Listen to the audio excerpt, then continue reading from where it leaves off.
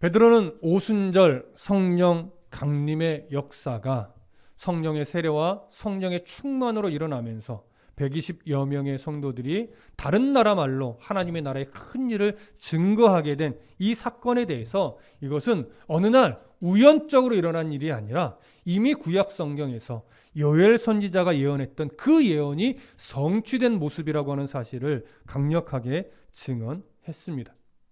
그 증언에 수많은 사람들이 베드로의 말에 이목을 집중하자 베드로는 이때를 기회 삼아서 다윗의 시편을 인용하면서 예수님이 정말 주와 그리스도가 되신다. 너희들이 십자가에 못 박아 죽게 만들었던 그 예수가 사실은 너희들의 죄를 위해서 희생제물로 죽으신 분이고 너희들의 죄가 용서되었음을 입증하기 위해 대제사장의 자격으로 부활하신 바로 그 예수님이시다. 그분만이 유일한 구원자이시다. 주와 그리스도가 되신다. 라고 하는 사실도 강력하게 증언을 했습니다. 예수님의 그들이 눈으로 보고 확인했던 예수님의 공생애의 모든 삶의 흔적, 그리고 다윗의 시편에 인용된 글, 이 두 내용들을 비교해 보면 그들이 이 예수님이 하나님의 자녀, 하나님의 독생자이며 하나님 보내신 메시아라는 사실을 그들이 부정할 수 없었던 것이죠. 왜냐하면 정확하게 예수님의 삶의 모든 흔적은 하나님이 아니고서는 행할 수 없는 일이었기 때문에 그렇습니다. 그래서 그들은 강력하게 아니다, 틀렸다라고 말하지 못했죠. 이런 베드로의 증언을 들었던 이 무리들 어떻게 반응했을까요? 오늘 본문이 그것을 이야기합니다. 자, 먼저 37절을 읽겠습니다. 37절 시작. 그들이 이 말을 듣고 마음에 찔려 베드로와 다른 사도들에게 물어 이르되 형제들아 우리가 어찌할꼬 하거늘. 자, 여기서 이제 우리 눈에 가장 먼저 들어오는 단어가 뭐냐면 그들이 마음에 찔렸다라고 하는 겁니다. 회중들, 디아스포라 유대인들, 유대 지경에 살고 있던 유대인들, 그들이 베드로의 말을 듣고 나서 이게 뭔 말이야? 틀렸어? 아니야? 이렇게 반응하지 않고 가장 먼저 마음에 뭐 했대요? 찔렸대요. 원어적으로 보면 화살이 가슴을 관통한 것처럼 심령이 괴로워진 상태를 말해요. 단순하게 마음이 아팠다가 아니라 심령이 괴로운 거예요. 그리고 특히 찔려라는 단어를 헬라어 문법적으로 보면요, 이게 신적 수동태를 쓰고 있어요. 그러니까 그 마음을 누가 찌르고 계시는 거예요? 하나님이 찌르고 계시는 거예요. 그들이 지금 얼마나 이 하나님의 찌르시는 마음을 구체적으로 느낀지는 모르겠지만 이전과 달리 베드로의 이 말을 듣자 가슴이 찔리는데 단순하게 이상하다가 아니라 심령의 고통스러움을 느끼는 거예요. 그렇기 때문에 여기서 그들의 가슴을 이렇게 심령이 괴롭게 만든 주체자는 바로 하나님이시라는 사실이죠. 성령께서 지금 베드로의 말을 듣고 있던 수많은 유대인들의 심령을 괴롭게 만든 겁니다. 하나님이 지금 강력하게 역사하고 있는 중이죠. 따라서 너희가 십자가에 못 박은 이 예수를, 이 표현을 들을 때 이전 같았으면 그들이 아니다, 너희 말은 틀렸다, 거짓이다, 이렇게 반응했을 거예요. 그리고 우리가 그런 거 아니다, 총독과 빌라도, 총독과 대제사장 저들이 한 일이다 라고 또 변명하며 반응했을 가능성도 많았죠. 이전 같았으면. 그러나 지금 그들은 그 어느 한 터럭도 변명하지 않고 있습니다. 왜냐하면 마음에 너무나 큰 찔림을, 심령이 고통스러울 만큼의 이 찔림을 받고 있었기 때문에 그렇습니다. 이것이 바로 성령의 역사로 일어난 자신의 죄악된 모습을 적나라하게 보게 된 현상이 그들의 마음 가운데 있었기 때문에 그 어떤 변명도 입에서 나올 수가 없었던 거예요. 마음의 심령 가운데 엄청난 고통스러움이 생겨난 거죠. 베드로의 설교를 진심으로 듣게 된 거예요. 귀로만 들은 것이 아니라 이제 마음으로 듣게 되고 성령이 역사하시니까 마음의 찔림으로 나타난 겁니다. 그래서 그들의 입술로 뭐라고 반응해요? 형제들아, 우리가 어찌할꼬. 형제들아, 우리가 어찌할꼬. 자, 이렇게 반응하던 사람들 중에는 누구도 속해 있었을 것이냐면 120여 명의 성도들이 성령의 충만을 따라 다른 나라 말로 하나님의 나라 일을 말할 때 저거 술에 취한 거야 라고 조롱하던 자들도 이 마음의 찔림을 받고 우리가 어찌할꼬 라고 반응하던 무리 안에 이들도 있었을 거예요. 무슨 말씀인지 이해되시죠? 자, 그렇게 우리가 어찌할꼬 라고 그 무리들이 반응하자 이제 베드로가 또 담대하게 말합니다. 38절 보실까요? 38절 함께 읽습니다. 시작. 베드로가 이르되 너희가 회개하여 각각 예수 그리스도의 이름으로 세례를 받고 죄사함을 받으라. 그리하면 성령의 선물을 받으리니. 자, 여기서 잘 보셔야 돼요. 우리가 어찌할꼬라고 반응하는 무리들에게 베드로는요 일체의 미사여구를 붙이지 않아요. 딱 복음 한 줄기를 이야기합니다. 그것이 뭐예요? 너희가 회개하고 각각 예수 그리스도의 이름으로 세례를 받고 죄사함을 받으라. 정확한 복음의 메시지죠. 한 줄 복음의 메시지. 근데 여기서 우리가 조금 조심할 게 있습니다. 좀 조심한다기보다 조금 더 바르고 깊이 알아야 될 것이 뭐냐면 너희가 회개하여 각각 예수 그리스도의 이름으로 세례를 받고 죄사함을 받으라. 이렇게 번역이 되다 보니까 우리 안에 어떤 이해가 나도 모르게 생겨나냐면 죄사함을 받는 조건으로서 회개하고 예수 그리스도의 이름으로 세례를 받는 행위를 하게 되는 것처럼 여겨질 수 있게 되는 거죠. 그러면 왜 이렇게 번역이 됐는가? 잠깐 좀 어려운 말을 할 거예요. 그냥 그렇구나 하시면 돼요. 여기 죄사함을 받으라 라고 번역할 때 헬라어로는 그 앞에 문장 앞에 에이스라고 하는 전치사가 있어요. 이 전치사는 보편적으로는 기본적으로는 무엇을 위하여 이런 의미로 번역되는 그런 전치사입니다. 그러니까 이 보편적인 의미로만 번역하면 어떻게 되는 거냐면 너희가 죄사함을 받기 위하여 각각 회개하여 예수 그리스도의 이름으로 세례를 받으라 이렇게 이해가 되는 거예요. 그러니까 에이스라는 전치사를 무엇을 위하여라고 하는 의미로 번역하면 그렇게 돼요. 그런데 킵텔과 같은 이 그러니까 원어학자로서는 아주 저명한 분이 있어요. 그분이 이제 우리나라 목회자라고 신학자라고 하면 이 킵텔이라고 하는 엄청난 원어 사전이 있어요. 근데 그 책에 보면 에이스라고 하는 전치사를 쭉 설명해. 그것만도 몇 페이지. 에이스라고 하는 이 설명 가운데 한 부분 딱 뭐가 있냐면 에이스라는 전치사가 보편적으로는 무엇을 위하여라고 번역이 되지만 논리적인 연결에 있어서는 이유를 나타내는 용어로 사용된다 이런 표현이 있어요.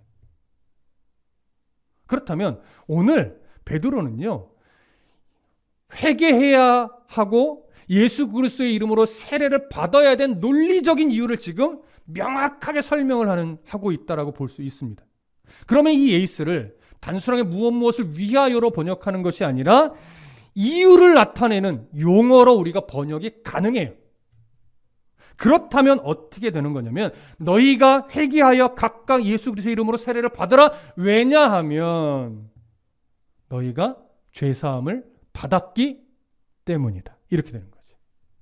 그럼 뭐예요?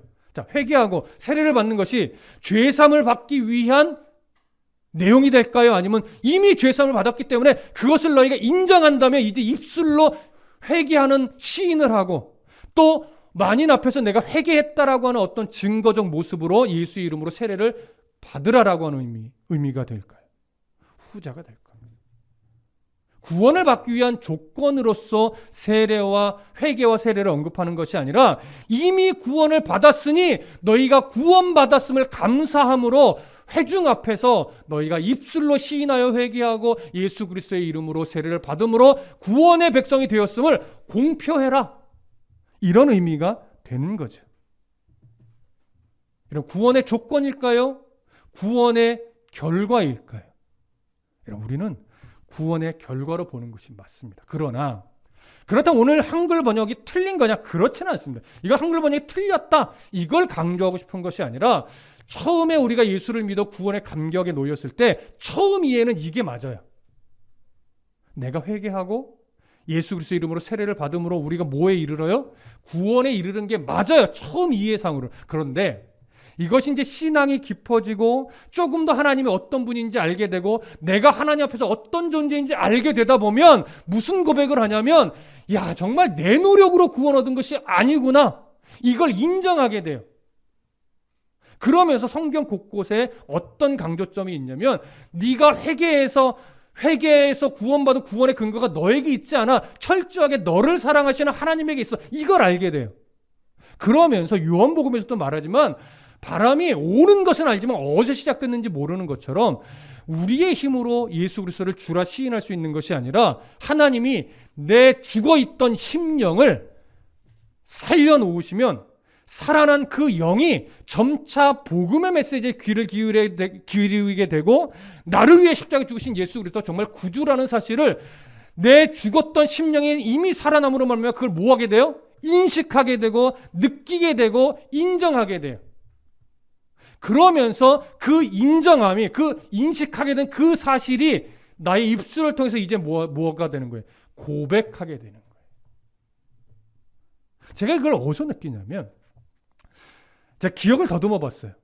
우리 아이들이 태어날 때 막 응애하고 태어나잖아요. 저를 아버지로 알까요? 모를까요? 몰라요. 그런데 함께 살고 늘 보여주고 때로는 잘못하면 혼도 내주고 별거 나는 일에 막 사랑한다고 너 잘했다고 천재라고 막 엄지척 들어주고 이러는 중에 자녀들이 점차 뭘 느껴요? 아, 저분이 내 아빠구나. 저분이 내 엄마구나. 이걸 알게 되는 거죠. 여러분, 아빠라고 불러서 제가 아빠인 것이 아니고 이미 아빠예요. 근데 그걸 못 느낄 뿐이에요. 인식을 못하는 거예요. 그런데 살아가면서 점차 함께 하시는 아빠, 얼르고 달래고 칭찬해주고 혼을 내어주고 이러는 아빠를 내가 몸으로 느끼고 귀로 듣고 눈으로 보면서 아, 저분이 내 아빠인 걸 비로소 알게 되는 것처럼 여러분, 우리는 영적으로 죽어있던 존재입니다. 영적으로 하나님과 상관이 없던 자들이에요. 단절됐어요. 그런데 하나님 우리를 사랑하셔서 너는 내 자녀야라고 선택하고 우리의 심령을 먼저 살려요. 그리고 나서 살려놓고 아버지와 자녀로서의 관계로 하나님이 끝까지 계속 뭐하냐면 우리가 네가 내 아들이야 내 딸이야 라고 하면서 설득하고 그런 하나님을 느낄 수 있도록 계속해서 상황과 어떤 인생 속에 역사해 주십니다. 모르고 있었는데 어느 순간 어떤 상황이나 누구의 한마디 말을 통해서 내 안에 있었던 이 죄악된 심령이 밝혀지면서 하나님이 나의 아버지고 예수 그리스도가 나를 위해 죽으신 구원자라는 사실을 내가 이게 말도 안 되는 건데 인정이 되는 거예요. 그 인정이 되면서 하나님 앞에 무릎 꿇게 되고 그러면서 그것이 내 안에 확실하게 믿음으로 자리 잡으니까 내가 죄인임을 고백하고 회개하며 예수 그리스도의 이름으로 세례를 받게 되는 거죠. 오늘 베드로의 말은 바로 이 부분을 설명하는 겁니다. 그리고 제가 종종 제가 존경하는 어른 목사님 하셨던 말씀을 근거로 해서 예를 들죠. 죽어있는 시체한테 너 저기까지 가라고 말하면 들을 수 없기 때문에 못 가요. 어떻게 갈 수 있어요? 살려놔야죠. 살려놓고 너 저기 가라고 할 때 그가 살아났는지 안 살아났는지 모를 때는 잘 분별을 못하다가 이제 점차 귀가 열리고 눈이 열리면서 아, 나보러 저기까지 가라는 거구나 라고 인식하게 될 때 그때 저기까지 발걸음 옮겨서 가는 거예요. 우리의 영이 그렇다라고 하는 거죠. 그러면 그렇기 때문에 오늘 이 8절에서 너희가 회개하여 각각 예수 그리스도의 이름으로 세례를 받고 죄사함을 받으라 라고 하는 이 베드로의 말은요, 개인 구원을 위한 어떤 단계를 설명하는 것이 아니라는 것 아셔야 됩니다. 그리고 회개와 세례도 구원을 받기 위한 의식으로서 지금 제시하고 있는 것이 아니라는 걸 아셔야 돼요. 구원을 베풀어 주신 하나님의 은혜를 너희가 이제 인식했다면, 인정한다면 거기서부터 그 구원을 베풀어 주신 하나님 앞에 감사함으로 회개하고 예수 그리스도의 이름으로 세례를 받는 모습으로 반응해야 된다. 이걸 강조하는 거죠. 그러면 그 이와 관련된 예가 있는가? 하나의 예를 보면 아시겠죠. 자, 사도행전 10장으로 좀 가봅니다. 사도행전 10장 44절부터 48절까지. 사도행전 10장 44절부터 48절까지 우리 한 목소리로 함께 읽어보겠습니다. 44절부터 48절까지. 자, 시작. 베드로가 이 말을 할 때에 성령이 말씀 듣는 모든 사람에게 내려오시니 베드로와 함께 온 할례 받은 신자들이 이방인들에게도 성령 부어 주심으로 말미암아 놀라니 이는 방언을 말하며 하나님을 높임을 들음이러라. 이에 베드로가 이르되 이 사람들이 우리와 같이 성령을 받았으니 누가 능히 물로 세례를 베품을 금하리요 하고 명하여 예수 그리스도의 이름으로 세례를 베풀라 하니라. 그들이 베드로에게 며칠 더 머물기를 청하니라. 자, 여기 보면 베드로가 이방인들이 이미 성령으로 세례를 받은 것을 인정해야 안 해요? 이미 인정을 해요. 이미 이들이 성령으로 세례를 받았는데 성령이 충만한데 어찌 우리가 이들에게 세례를 베푸는 것을 금할 수 있겠느냐, 이 얘기를 하는 거예요. 그러니까 이들이 지금 회개했어요? 처음에? 안 했어요. 세례를 받았어요? 안 받았어요. 근데 성령이 이들 가운데 임했어요? 안 임했어요? 임했어요. 그러니까 회개와 세례가 구원의 조건으로서 여기서도 제시가 되지 않아요. 하나님이 이미 이 이방인들 가운데 역사하셔서 성령으로 세례를 베풀고 성령으로 충만하게 하신 것을 보니 이들은 이미 구원받은 것이 맞다. 그러니 우리가 어찌 이들에게 세례를 베풀지 않을 수가 있겠느냐. 이것이 오늘 이 본문의 베드로의 강조점입니다. 똑같이 오늘 본문에서도 어찌할꼬, 우리가 어찌할꼬라고 반응했던 그 유대인들은요, 그 반응 자체가 무엇에 대한 현상으로 나타난 거예요? 성령이 그들에게 세례를 베풀어 그들을 구원의 백성으로 삼으신 결과적 현상이 그러한 반응으로 나타난 거예요. 그걸 베드로가 본 겁니다. 그래서 너희들이 지금 어찌할꼬라고 하며 심령의 애통함을 갖고 반응하는 것을 보니 당신들은 이미 세례를 받았습니다. 구원을 받았습니다. 그러니 그 구원의 표시로 회개하십시오. 그리고 그 구원의 표시로 공개적인 자리에서 예수의 이름으로 세례를 받으십시오. 이런 의미가 되는 거예요. 이해되시죠? 자, 이 말을 하고 나서 베드로가 이어서 한 가지를 더 말하는데 38절 끝에 보면 그리하면 성령의 선물을 받으리라. 이것도 좀 조심하실 필요가 있어요. 여기 그리하여라고 번역이 되니까 죄사함을 받으십시오. 그러면 이것이 조건이 돼서 성령의 선물을 받는 것처럼 되어 있지만 그리하면이라고 번역된 헬라어가 카이예요. 카이. 이거는 신학교 가면요 아주 자주 듣는 헬라어예요. 근데 기본적 의미가 뭐냐면 이 그리고예요. 그리고 등위 접속사예요.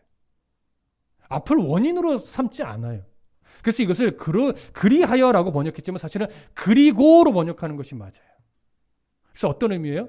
너희가 이미 구원을 받았으니 구원의 표시로 회개하고 그리스도 이름으로 세례를 받으라. 그리고 성령을 선물로 받게 될 거야. 이 얘기를 하는 거죠.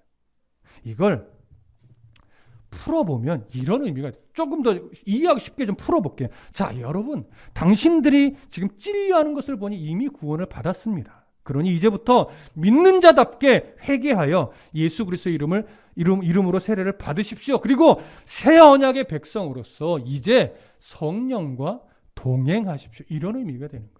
그래서 여기서 말하는 성령의 선물이란 어떤 성령이 주신 특별한 은혜, 뭐 예를 신유의 은사라든가 뭐 방언의 은사라든가 이런 특별한 은사를 말하는 것이 아니라 여기서 말하는 성령의 선물은요, 성령 자체가 선물이다라고 하는 의미.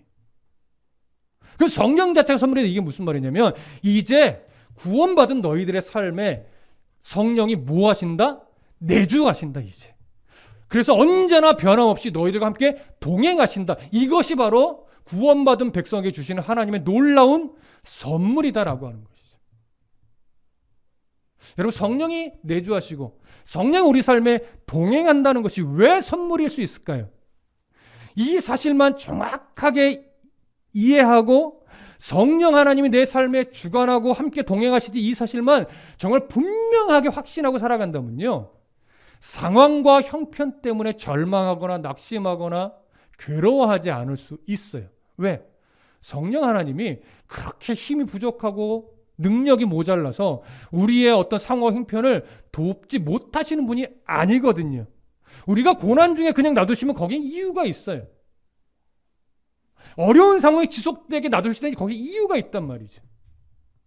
그것을 바라보게 되고 그 상황 속에서 내게 무엇인가를 가르쳐주고 연단시키고 훈련하면서 세워가시 그 하나님을 바라보면, 그 사실만 바라볼 수 있으면 못 이겨낼 게 없고 못 견딜 일이 없는 거예요.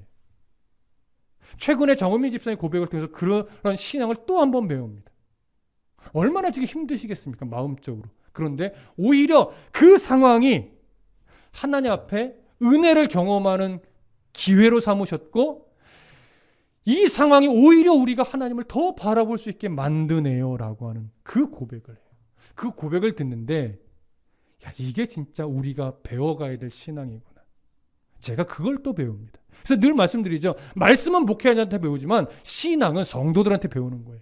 그 말씀을 붙잡고 정말 그렇게 살아나려고 몸부림치는 성도들의 그 삶의 흔적을 바라보면서 저도 신앙을 배우는 거죠. 우리 모두가 그렇게 신앙을 서로 배워가는 겁니다.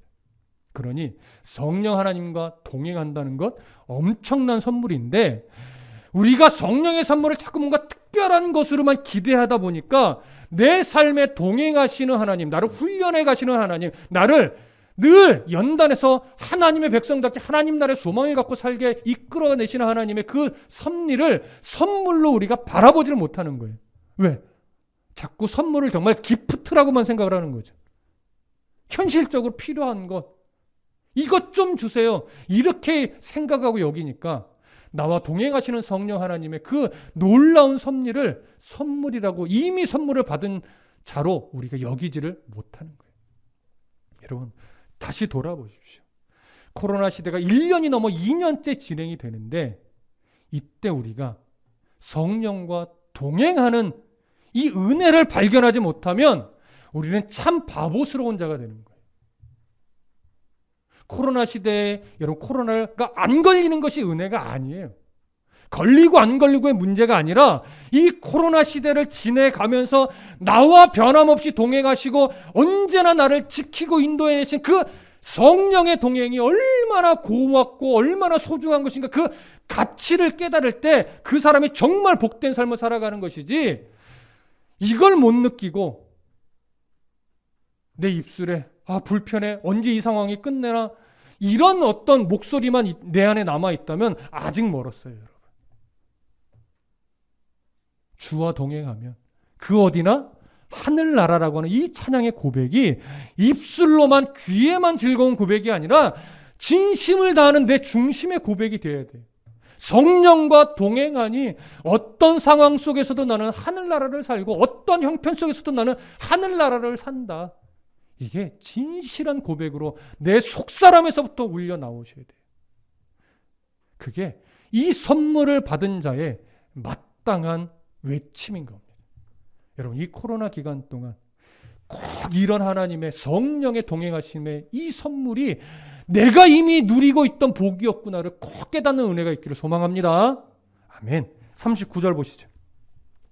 39절 함께 읽습니다. 시작. 이 약속은 너희와 너희 자녀와 모든 먼 데 사람 곧 주 우리 하나님이 얼마든지 부르시는 자들에게 하신 것이라 하고. 자, 여기서 말하는 이 약속은 바로 성령의 내주하심, 성령의 동행하심, 이 은혜예요.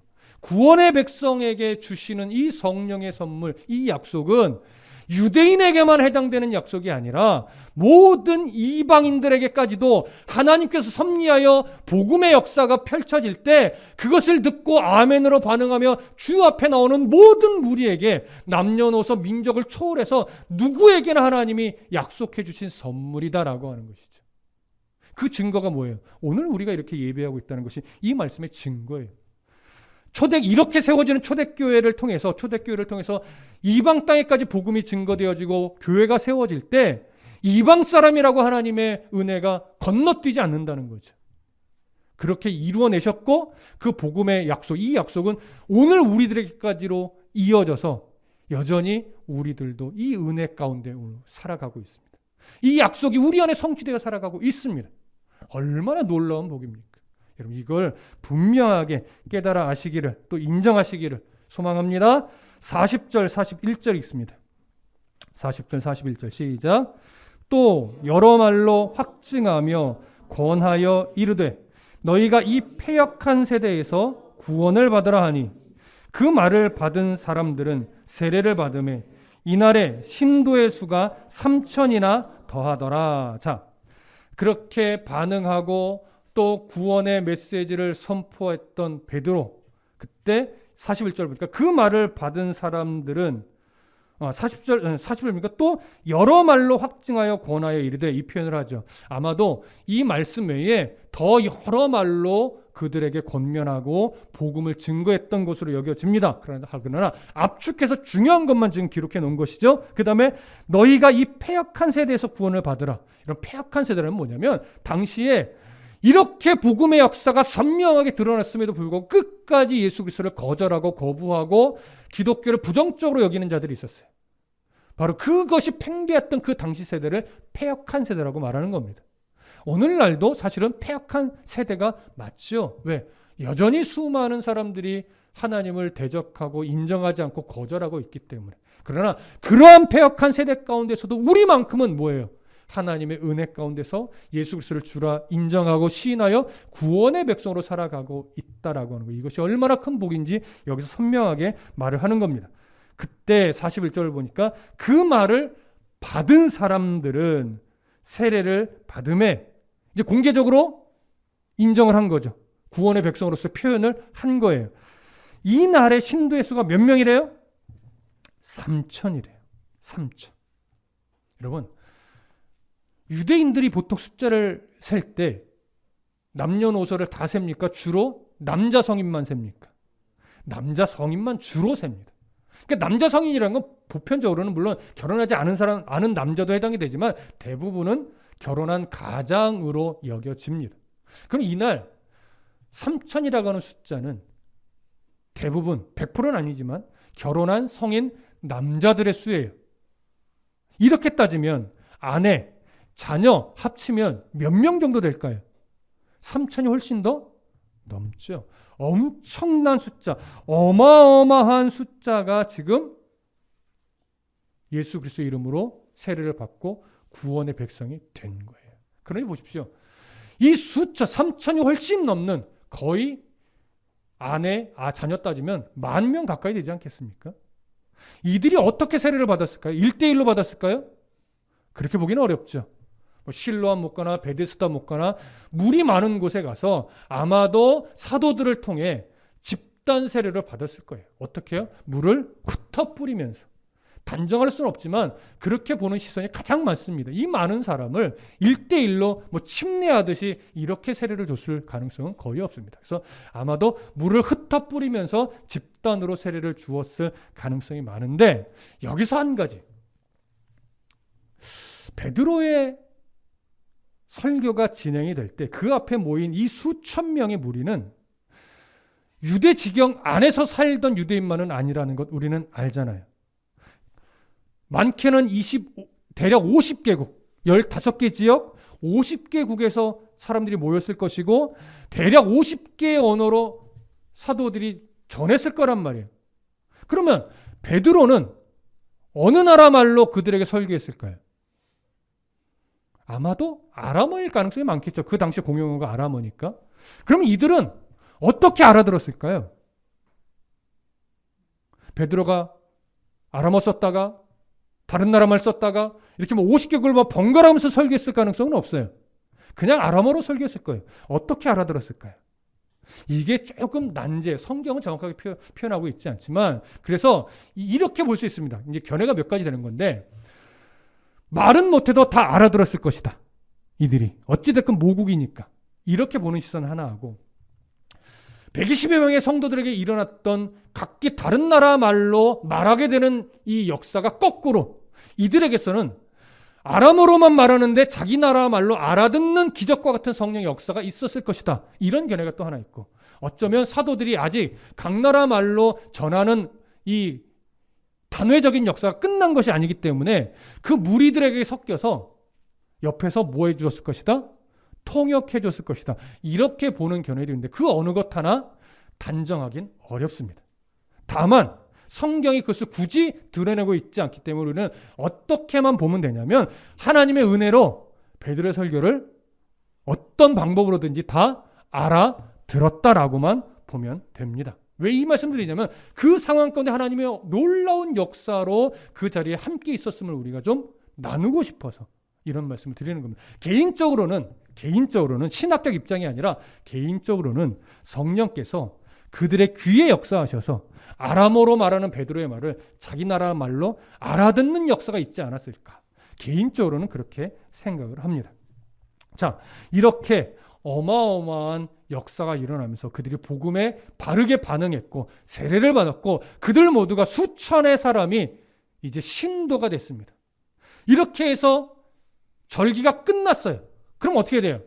고향으로 돌아가야 돼요. 근데 이들이 고향으로 돌아가지 않았대요. 마지막 구절 볼까요? 42절 함께 읽습니다. 시작. 그들이 사도의 가르침을 받아 서로 교제하고 떡을 떼며 오로지 기도하기를 힘쓰니라. 이들이 돌아가지 못하는 거예요. 왜? 이 놀라운 구원의 역사를 깨닫고 나서 보니까 자신들이 그동안 놓쳤던 그리스도의 가르침을 배워야만 하겠는 거예요. 먹고 사는 걸 선택하는 것보다 지금 하나님의 말씀을 배우는 것이 그들에게 있어서는 너무나 중요한 가치로 여겨지니까 먹고 살기 위해 고향으로 돌아가는 것을 잠시 내려놓고 얼마의 기간이 될지 모르겠지만 그 예루살렘에 그대로 머물면서 뭐 한 거예요? 사도의 가르침을 받게 된 거예요. 그러니 이들이 거기에 뭘 갖고 왔겠어요? 갖고 온 게 없죠. 그래서 물건을 통용하는 단기적인 역사가 그 공동체 안에 일어났던 거예요. 나중에도 말씀드리겠지만 이걸 교회 공동체는 무조건 물건을 통용하고 네 것 내 것 없이 막 이렇게 써야 된다. 이렇게 이 부분을 이해하면 큰 오산입니다. 이들이 지금 구원의 역사를 이 초대교회를 이루어가기 위해서 특별하게 역사가 일어났고 수많은 사람들이 말씀을 배우려고 고향으로 돌아가지 않고 이 하나의 무리 초대교회를 막 시작했어요. 그렇기 때문에 여기서는 많은 물질이 나누어지는 것이 필요했고 통용하는 것이 필요했던 그 시기예요. 그래서 이것이 물건을 통용하며 서로가 말씀을 배우는 일에 최선을 다할 수 있는 환경을 함께 만들어갔던 거예요. 그런 어떤 시선으로 바라봐야 됩니다. 그래서 이들이 다른 걸 접목하고 하나님의 말씀을 사도들에게 배우는 일에 전념을 다했을 때 이것이 무엇에 대한 뿌리가 되냐면 이들이 고향으로 돌아가서 여러 이방 땅에 교회를 세우게 되는, 기독교 교회를 세우게 되는 그 교회의 뿌리가 되는 거예요. 이 말씀이. 그래서 늘 말씀드리지만 교회는 목회자가 뿌리 아닙니다.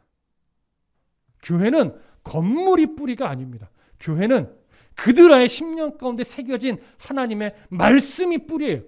그러니까 하나님의 말씀이 견고하지 않으면 그 교회는 뿌리가 없는 거예요. 뿌리가. 건물만 멋지면 뭐 하겠습니까? 목사님이 막 학력이 높고 목사님이 막 유명하고 이러면 뭐 하겠습니까? 교회에 뿌리가 없는데.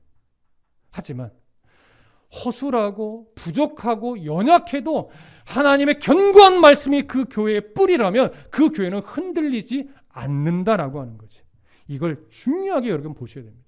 그렇게 사도들의 가르침을 받기 위해서 한동안 그들이 모여서 애를 썼는데 그 말씀을 배우는 그 애씀을 근거로 해서 뭐가 일어났냐면 두 번째, 떡을 떼며 교제를 나누는 일이 일어났어요. 이 교제라는 말을 헬라어로 보면 관사가 붙어 있어요. 그 교제예요.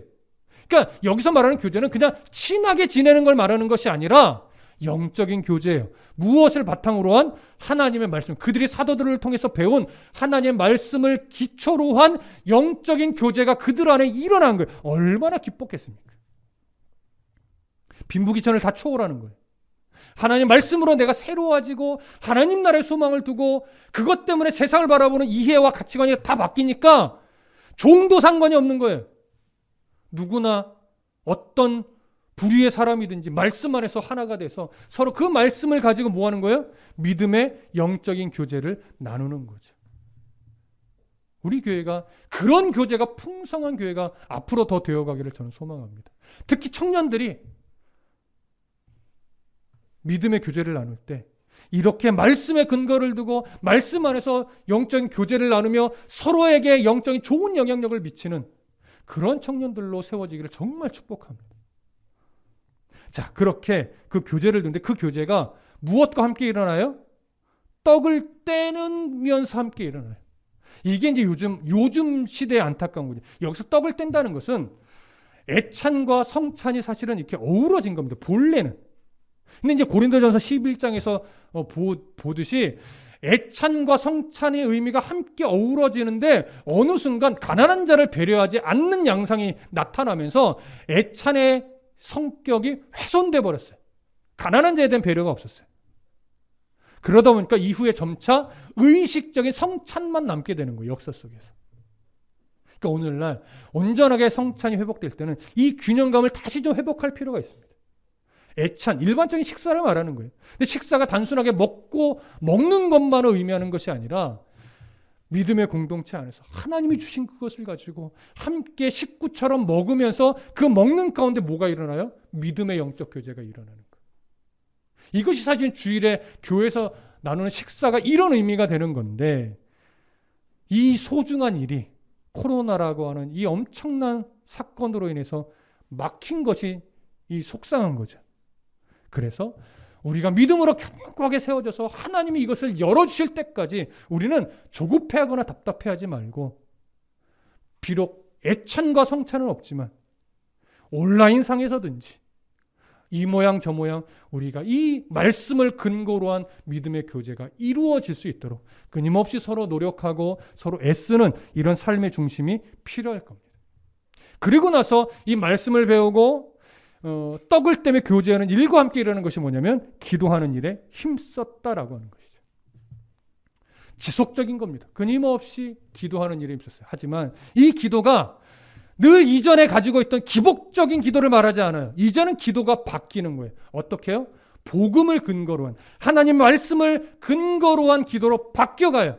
그래서 하나님의 나라와 하나님의 의를 위한 기도로 점차 바뀌어가는데 이들의 기도가 그래서 깊고 넓어지는 겁니다. 말씀이 기초가 되니까 교제가 영적인 교제가 되고 말씀이 깊어지니까 그 기도가 개인적인 유익과 만족을 위한 기도를 넘어서서 이제 하나님의 나라와 의를 위한 기도로 바뀌어지게 되는 거죠. 이것이 초대교회의 출발이었습니다.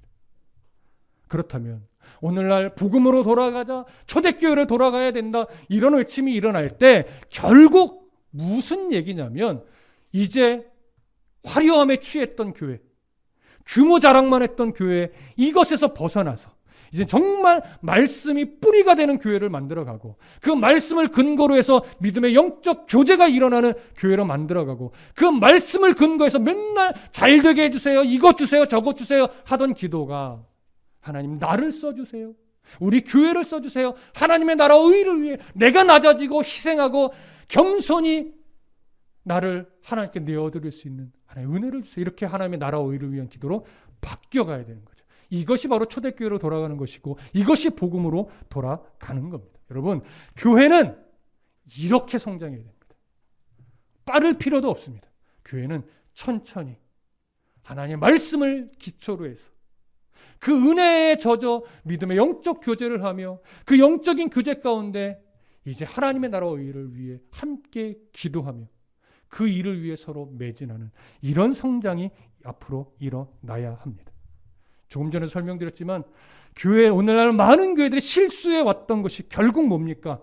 하나님의 말씀이라는 견고한 뿌리를 놓치고 교회를 잘 디자인하려고만 해요. 교회를 잘 기획하려고만 해요. 그래서 멋지고 세련된 그런 교회라기보다 그런 단체를 만들려고 하는 실수를 많이 범했어요. 교회는 절대 패션도 아니고 이벤트도 아닙니다. 초대교회 성도들처럼 투박하지만 그저 복음, 순수한 복음, 하나님의 말씀 이것을 분명한 기초로 삼아서 믿음의 영적 교제를 나누며 하나님 앞에 믿음의 교제 가운데 함께 기도하면서 하나님의 나라와 의를 위해서 살아가기 위해 참으로 각자의 위치에서 애쓰고 노력하며 좋은 선한 영향력을 미치며 살아내는 것. 이것이 바로 사도들의 가르침을 받아 지금까지 내려온 복음의 흔적이고 우리가 만들어내야 될 복음의 역사입니다. 이걸 놓치지 않는 믿음의 견고한 뿌리를 내리는 우리 모든 교회 성도들, 청년들 되시기를 간절히 소망하고 축복합니다. 기도하겠습니다.